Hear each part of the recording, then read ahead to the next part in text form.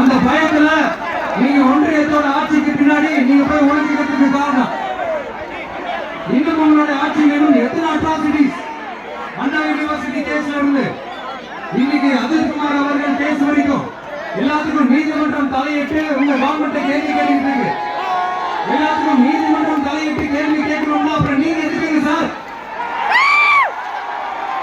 உங்க ஆட்சி எதுக்குங்க சார்?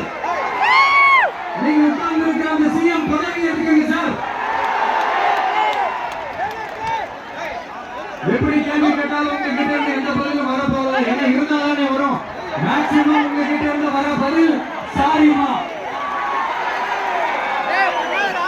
தெரியாம நடந்துச்சுமா, இல்லைன்னா நடக்க கூடாதது நடந்துச்சுமா, சாரிமா, அவ்வளவுதானே.